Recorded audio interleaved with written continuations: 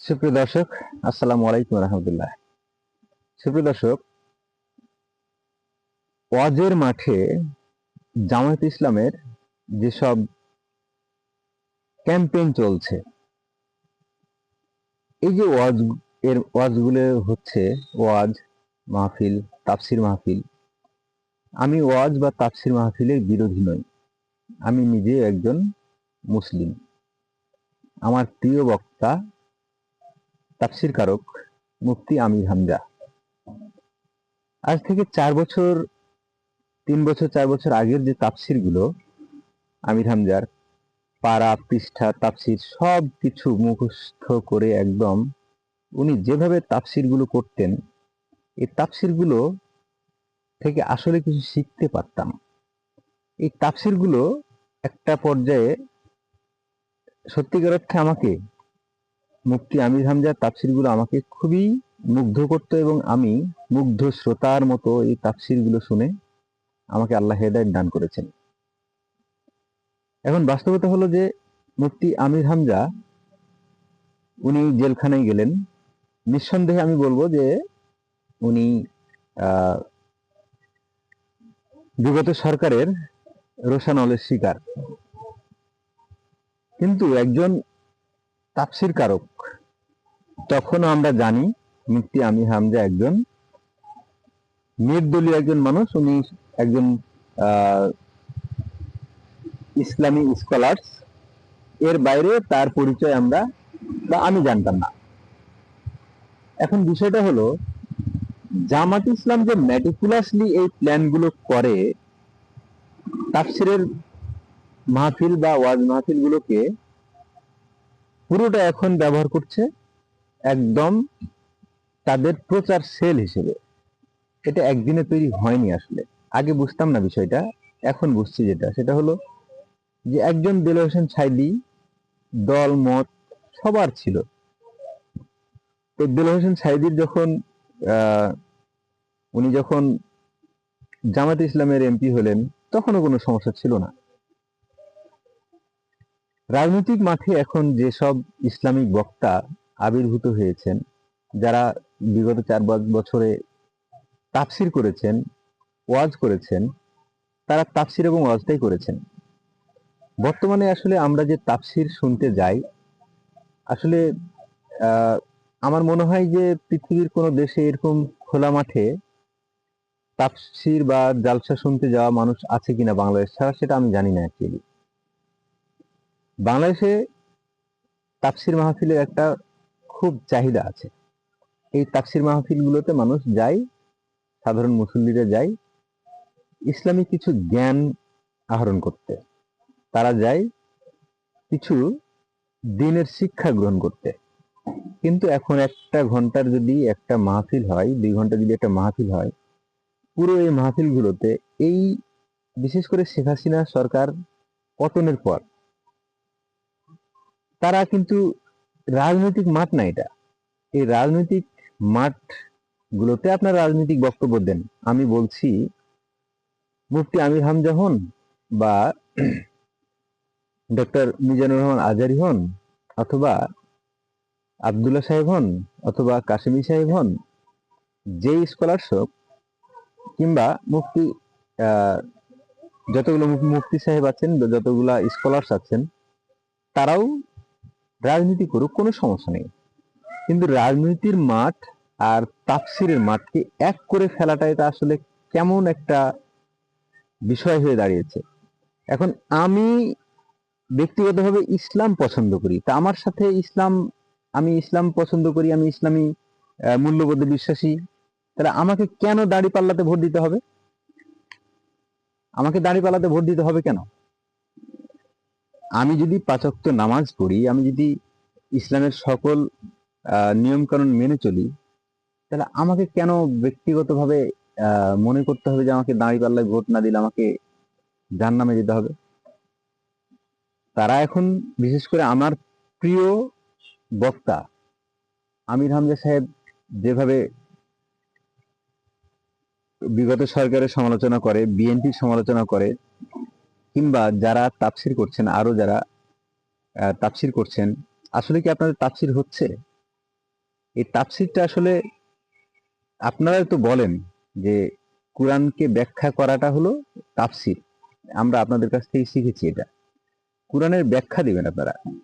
তো কোরআনের ব্যাখ্যা না দিয়ে আপনারা বিগত ফ্যাসিস্ট সরকার কি করেছে, আপনি এই রাজনীতিক মাঠ তো এটা পান নাই। আপনাকে টাকা দিয়ে নিয়ে আসে মানুষ তাফসির শুনতে, আপনাকে তো বিনা পয়সাও আপনি আসেন না। আপনি আপনার রাজনৈতিক বক্তব্য দেন, কোনো সমস্যা নাই। কোথায় দিবেন? যখন জামায়াত ইসলাম তাদের কর্মী সম্মেলন কিংবা জামায়াত ইসলাম যখন তাদের একটা জনসভা ডাকবে, তখন আপনি সেই মাঠে আপনি প্রধান অতিথি হন, বিশেষ অতিথি হন, আপনি বক্তব্য দেন, কোনো সমস্যা নাই। যেমনটি ডক্টর শফিকুর রহমান, উনি একটা রাজনৈতিক ব্যক্তিত্ব, উনি রাজনীতির মাঠে উনি বক্তব্য দিচ্ছেন ওনার মতো করে, এটা আমাদের কোনো আপত্তি নাই।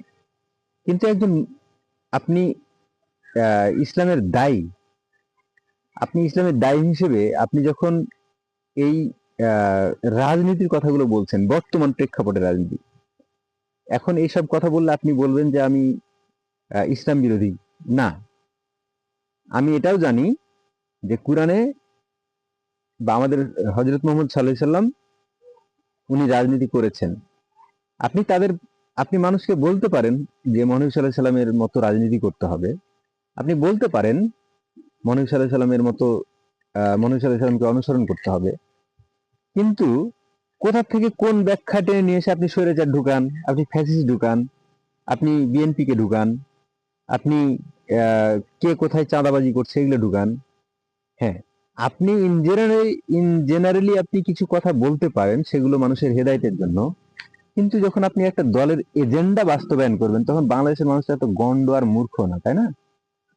বাংলাদেশের মানুষকে এত গন্ড আর মূর্খ পেয়ে গেলে তো খুব সমস্যা।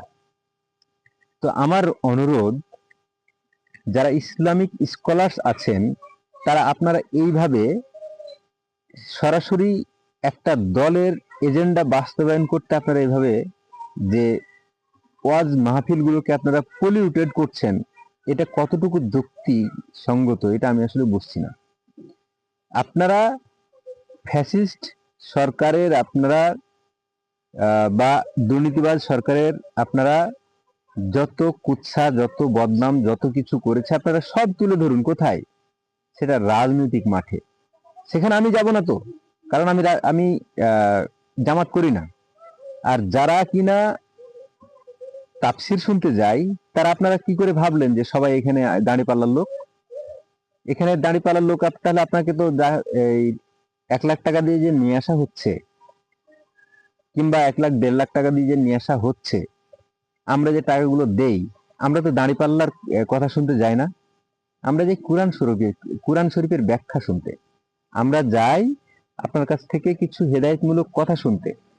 আমরা সাধারণ জনগণ আপনাদের কাছ থেকে আশা করি আপনারা যেন আমাদেরকে কুরআন এবং হাদিসের বর্ণনা করে আপনারা শোনান। কিন্তু আপনাদের মুখ থেকে রাজনৈতিক বক্তব্য, একদম রাজনীতিবিদদের মতো একটা তাফসির ময়দানে, এটা কতটুকু আসলে শোভা পায়? আমি আশা করব যে এই দিন বদলাবে এবং আপনারা আপনাদের জায়গায় ফিরে আসবেন। প্রিয় মুফতি আমির হামজা, আপনাকে আমি অনেক ভালোবাসি। আপনার যে তাফসির আগে আপনি করতেন, সেই তাফসিরটা করুন। আপনি এই তাফসিরটার ভক্ত, আমি একজন ভক্ত, এবং দেশের মানুষ, লাখো লাখো মানুষ আপনার ভক্ত আছে, এখনো আছে। সুতরাং আপনাকে বলবো, আপনি এবং আরো যারা ইসলামী আলোচক আছেন, আপনারা আপনারা আপনারা যদি রাজনীতি করতে চান, আপনারা রাজনীতিতে নামুন এবং রাজনীতির মাঠে আপনারা করুন, রাজনীতির ময়দানে আপনারা রাজনৈতিক বক্তব্য দেন। কিন্তু আপনারা যে এজেন্ডা বাস্তবায়ন করছেন একটা দলের, এটা কতটুক সমীচীন আপনারাই চিন্তা করে বলুন এবং আপনারাই এটার ব্যাখ্যা দিন। আপনি বিএনপিকে কেন ছোট করবেন? আপনি অন্য কোনো দলকে কেন করবেন? এখানে তো কোরআন শরীফে কোনো বিএনপি আওয়ামী লীগ নাই। আপনি ইন জেনারেলি কিছু বলতে পারেন, কিন্তু আপনি একদম কোনো দলীয় নাম ধরে তো আপনি বলতে পারেন না, একদম পারেন না। আপনি তাফসীরে আপনি কোথায় আছে বিএনপি আওয়ামী লীগের নাম?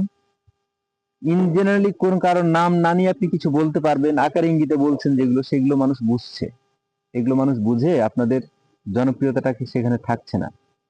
সুপ্রিয় দর্শক, আপনারা আমাকে ভুল না বুঝে বরং আপনারা বাস্তবতাটা বুঝুন। আমি যেটা বলতে চাই, তাফসির কুরআনের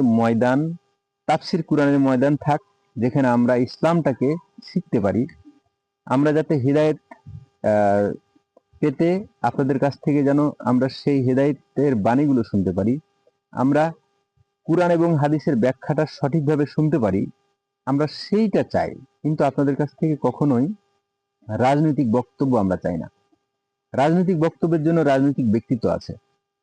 সুতরাং তাফসিরের ময়দানগুলোকে আপনারা তাফসিরের ময়দান হিসেবেই ব্যবহৃত করবেন এবং আপনারা রাজনৈতিক ময়দানগুলোকে রাজনৈতিক ময়দান হিসেবে ছেড়ে দেন। সুপ্রিয় দর্শক, আমার এইটুকুই বলার ছিল। আবারও বলছি, আমাকে ভুল বুঝবেন না। আমি একজন প্রকৃত মুসলমান হওয়ার জন্য চেষ্টা করছি, প্র্যাকটিসিং মুসলিম আমি। আপনারা ভালো থাকবেন, সুস্থ থাকবেন এই প্রত্যাশায়। আসসালামু আলাইকুম রহমতুল্লাহ।